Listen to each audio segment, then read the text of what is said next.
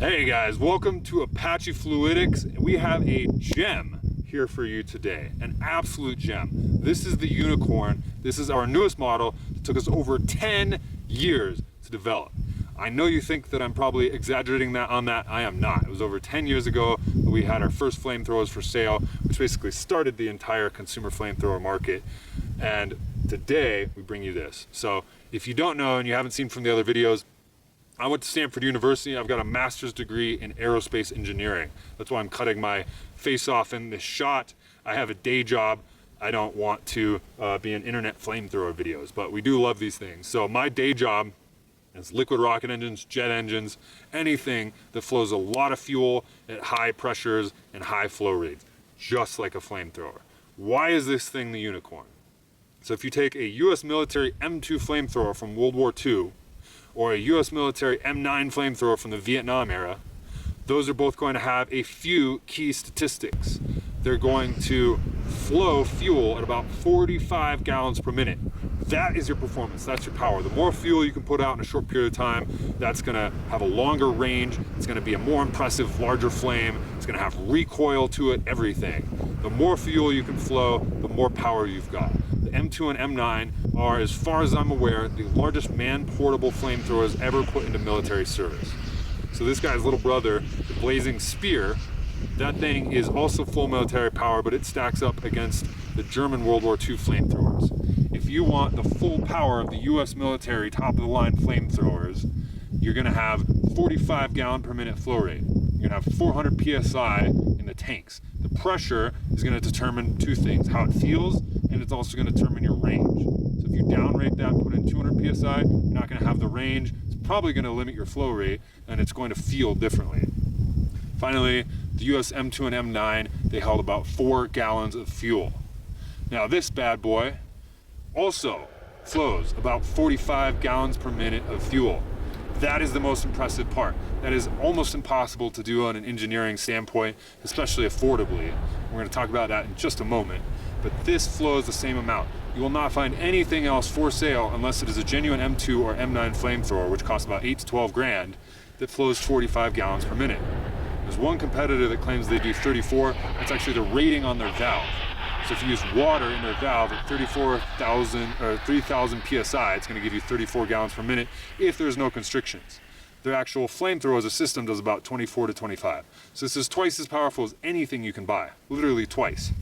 Now, the only exception being our own M2 M9, which is rather expensive because in order to get that flow rate, the valves are key. It's got $800 of valves.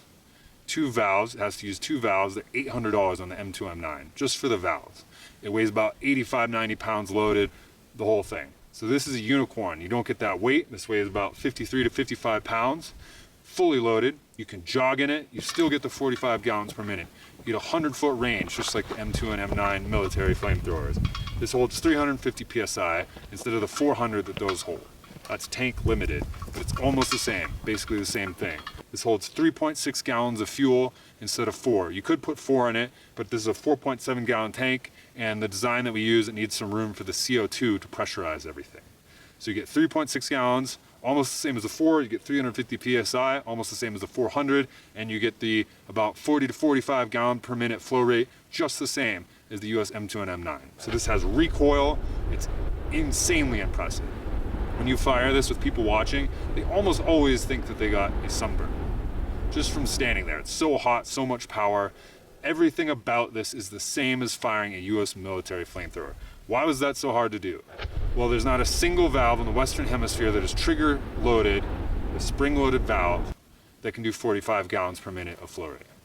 There's not a single valve. The only one is a firefighter hose valve that has a spray cone nozzle built into it, so that wouldn't work, and that costs about $800 to $1,000, and you can't just go buy them. You have to buy them through a firefighting organization.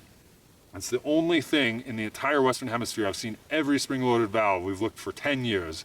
So what do? We finally designed and built our own valve. And we've actually, over the last 10 years plus, we've been designing our own valves, but every time we would design something, it was gonna cost $400 just in parts and machining before we assemble it, before the rest of the flamethrower, everything. So finally, we came up with a design that can do the 45 gallons per minute and hold well over 350 PSI. The other hard thing is the tank. Every tank is made for up to 250 PSI for air and stuff like that, or 3000 plus PSI for compressed oxygen, compressed nitrogen, CO2, that kind of stuff. CO2 gets stuck in those high pressure tanks. There are no tanks that hold a lot of capacity that also hold over 250 PSI and under 3000, which means you're gonna get a lot of weight. So we finally found this year a tank that does 350 PSI, only is designed for 350 PSI, which means it bursts at over 1000, be safe. And this thing holds 4.7 gallons, so it's perfect in every way. And because it's not a 3000 PSI tank, that means it's lightweight. This thing altogether is about 26, 28 pounds without any fuel in it. Incredibly lightweight. You can jog around in it. You know, it's super easy to pick up. We just tested it. I went and knelt down next to the camera and watched the footage with it still on my back because it's that comfortable. So this is a beast. Even the hose, it's hard to find a hose this size that's affordable that can hold the pressure. In our old models like the M2, M9, we use a hydraulic hose, which is really expensive, very stiff, holds way more pressure, but those are the only hoses we could find, again, before this year that can hold the pressure and are big enough. So this is an engineering marvel. Inside of the wand, you can't see it, but there's a laminar flow straightener, which is pretty cool. You can go out and Google that. It's a very cool piece of technology. So everything about this is built to equal the performance of the United States military M2 and M9.